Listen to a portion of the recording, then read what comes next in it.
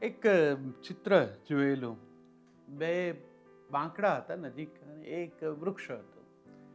બગીચાનું જેવું કંઈક વાતાવરણ હતું.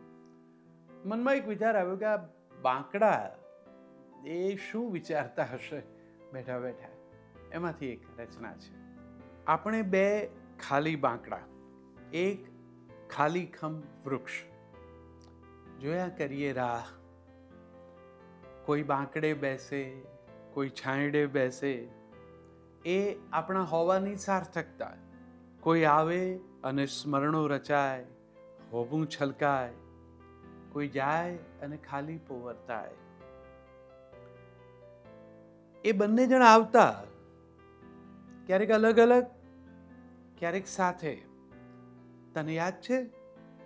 હા, સાયકલ મૂકતા ટેકે. મને કેમ વિસરે? એમની બેસવાની રીત જુદી જુદી. કોઈ વાર પાસે પાસે બેસે, સાવ અડીને, હાથમાં હાથ લઈને, ખભે માથું ઢાળીને. કોઈ વાર છેડે બેસે અને પછી ક્યારેક એક જણ તો ક્યારેક બંને હાથ સરકાવે સામ સામે. મને થાય એની મુલાયમતાનો સ્પર્શ, ઢળતા ખભે માથું, પણ મોડેથી. એક છેડેથી બીજા છેડે આવવામાં સમય તો લાગે ને. એમની વાતો ન ખૂટે. સાંજે આવે અને રાત ઢળી જાય. મને ચિંતા થાય. ઘડિયાળ હોય પણ જુએ નહીં. કોઈ વાર ફોનની રાહ જુએ, કોઈ વાર ફોન ઉપાડે જ નહીં. હસે, ડુમાય, ધ્રુસકું ખાળે ને કોઈ વાર રડે પણ ખરા. છેલ્લે છેલ્લે એકલા આવતા અને બોલ્યા વગર બેસી રહેતા. એમ તો કોઈ વાર બે જણા સાથે હોય તોય ન બોલતા. સહેજ આમ પાછળ ટેકો દઈને બેસે, આંખ બંધ કરીને ઉપર જોયા કરે. બંધ આંખે શું જોતા હશે? મને, તમને? હા, વસંતે લચી પડતી ડાળીઓ, માળામાં પાછા વળતા પંખી, પાંદડા વચ્ચેથી દેખાતું આકાશ, ક્યારેક તો વરસતો હોય વરસાદ, ક્યારેક ધોમ ધખે, બંને આખું ઋતુચક્ર જીવતા આપણી સાથે, બાંકડા અને વૃક્ષ સાથે. ક્યાં હશે એ બંને? સાથે હશે તમારી જેમ, કે પછી એકલા હશે મારી જેમ?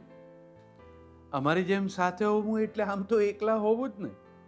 ને મારી જેમ એકલા હોવું એટલે પણ એ જ ને. એમ ન બોલ. વસંત આવશે, ફરી લચી પડશે ડાળી, પાછા વળશે પંખી, ગૂંથશે માળો, વળી ધોમ ધખશે, વળી વરસશે વરસાદ, અને તારા છાંયે વળી મળશે બે જણ.